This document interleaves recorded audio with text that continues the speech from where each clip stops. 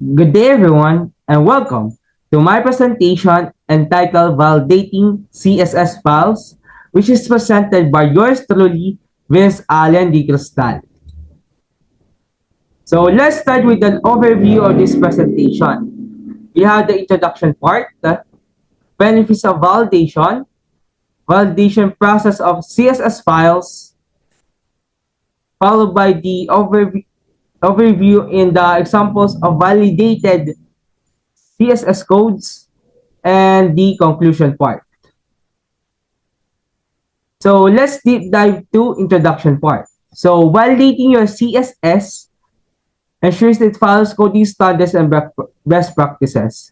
Since once you validated the CSS file using the W3C CSS validators, which is the Jigsaw, it follows coding standards and it has proper alignments, proper coding to ensure that you utilize the CSS code correctly.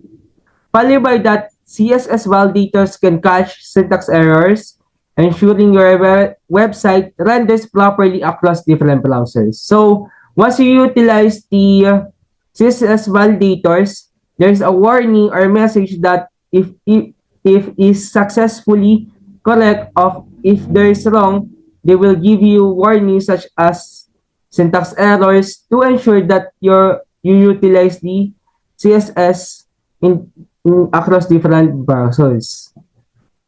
Then, properly validated CSS increases the chances of consistent display across various devices and browsers. Since consistent or properly validated CSS codes or files maintains the display or visuals across in multiple devices and browsers having different specifications in terms of design in websites. Since the browser interprets the following codes in the website. Then followed by that is the benefits. So in benefits, it identifies the missing semicolons, incorrect property values, or unsupported features. Meaning that it helps us to identify or arrange the code properly based on the given prompt or message in that W3C or the CSS validator presented by the W3C.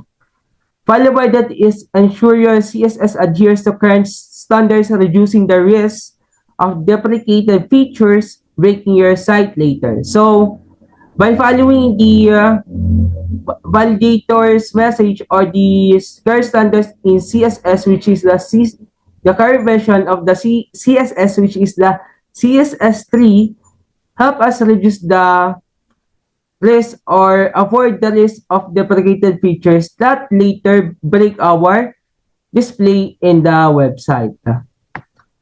Next is with error-free, validated CSS, you provide or offer a better user experience by minimizing visual issues. Since if you utilize or follow the current standards of CSS, you help your users to have better user experience and frequently visit the website since they are glad that they utilizing the website with minimal error in visual property of the website they encounter.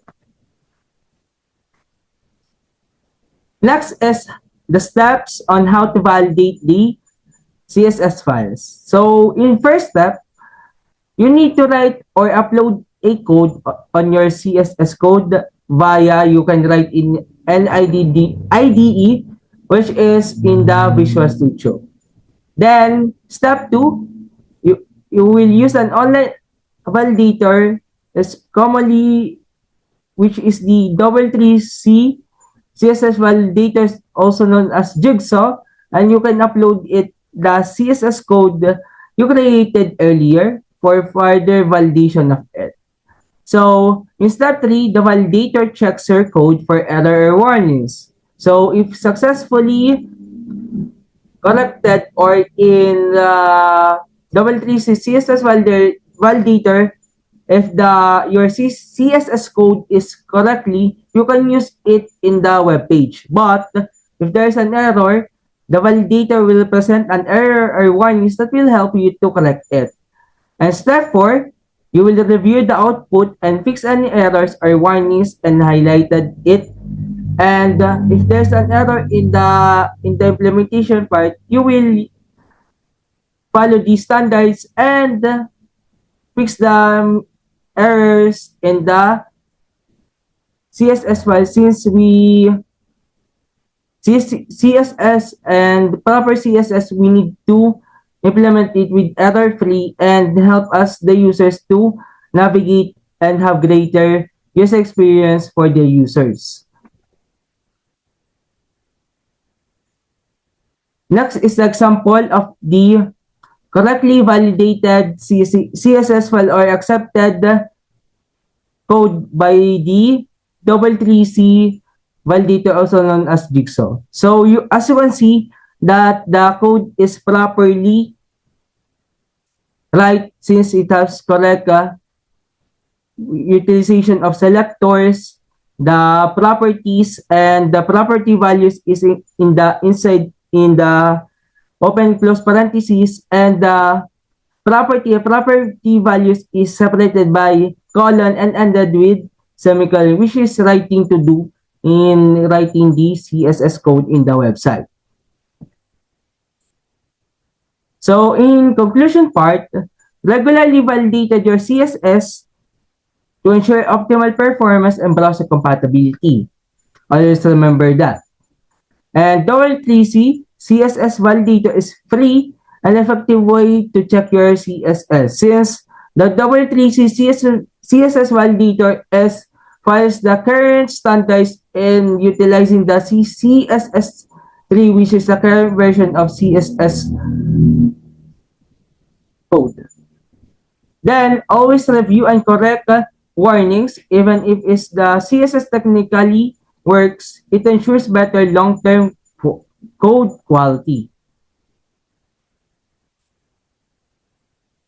And that's all. Thank you so much for listening for this presentation, and I hope you learned something.